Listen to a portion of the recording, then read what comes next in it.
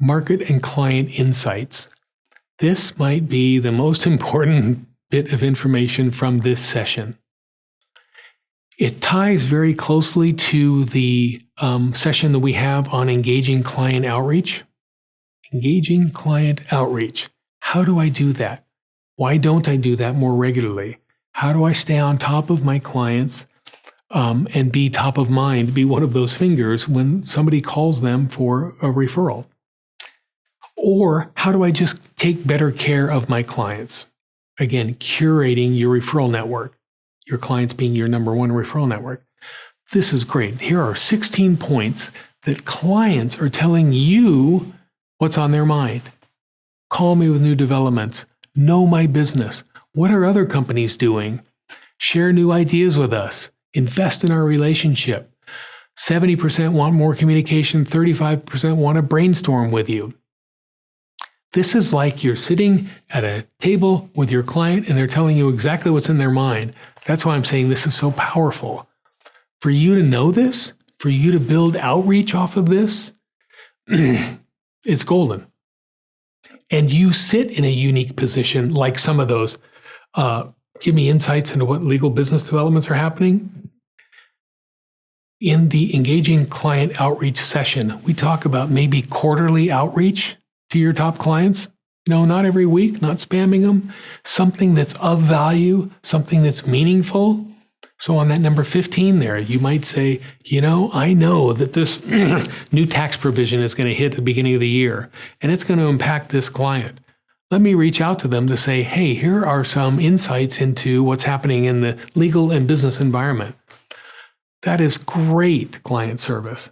You are definitely going to be top of mind. So look at all of these and utilize all these when you're looking at this session, when you're also reviewing the takeaways. Okay, here it is a little bit graphically. That 70% wanting more communication, I think helps dispel some of the roadblocks that attorneys share with me, that I don't want to be salesy, I don't want to bother my clients. Well, you got to kind of get over that. Not spammy, not with something that's frivolous, but it's pretty easy 4 times a year to build some meaningful content, to add some value to the conversation and to your relationship with them.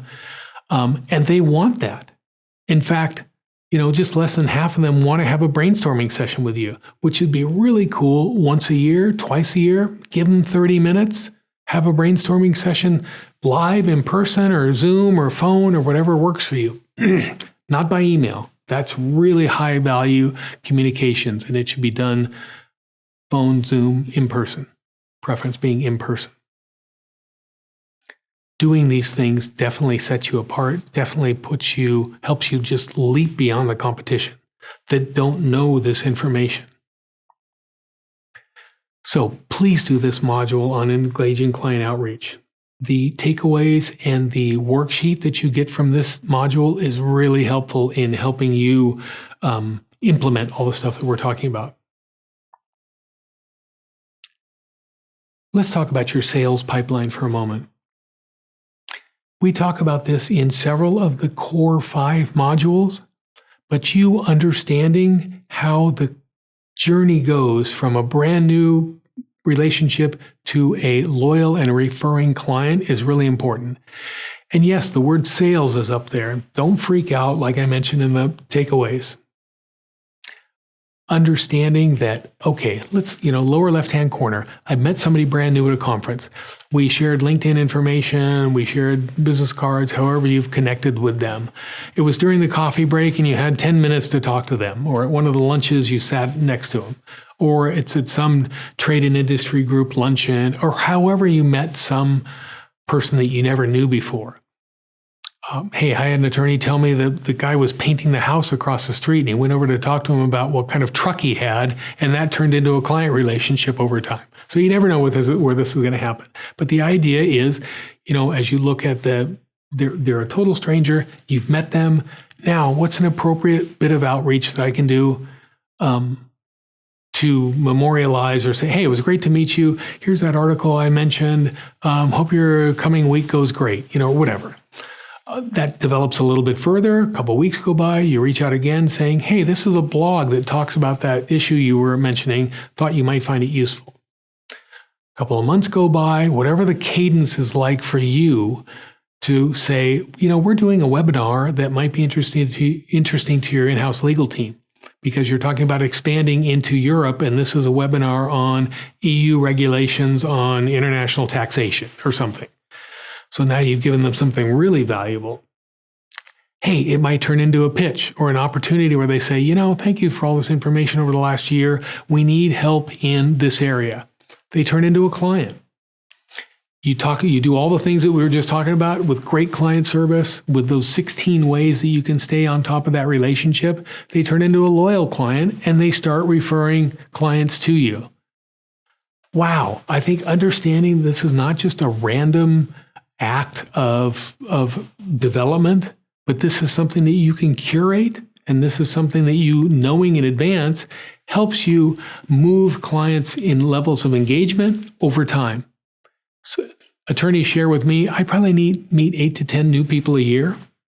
Okay, how do you have those 8 to 10 develop for you? Maybe they turn into clients, maybe they don't.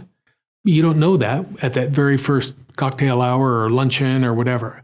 But here are the ways that you can understand how that relationship can be developed. Now we're just adding those axis of time and engagement level. Probably should have done all that talking over this slide. Let me tell you a story about developing a client. This was shared to me by an attorney who said, and I'm not going to read all this out to you, but they met somebody at a Chamber of Commerce lunch, just like I was talking about. Stayed in touch over the next few months. You can pause this and read this if you like. I'm going to just kind of move right through it. They had a lunch within the next couple of months. So somebody brand new followed up, turned into a lunch. They hit it off. During that lunch, the person was saying, we are having a lot of problems with our permitting issues or some environmental law issues we're having with a new facility. We're using a firm from out of state. It's a national firm. Oh, I know a great consultant locally that might be able to help you out with that. They put them in touch. They hit it off. And now that consultant, your friend, your relationship is now working for that person you met at that luncheon. You do employment law. You don't do environmental law, but you're able to help them out by putting them in touch with somebody local that was helpful in their situation. And now she called. And I think this was 6 months later. We're having some employment issues. Oh, that's what I do. I know. That's why I'm calling you. This is that sales pipeline in action, how you go from somebody you've never met, how you kind of curate that over time, how it turns into a client. This was an awesome story, and it was so fun to hear this from an attorney.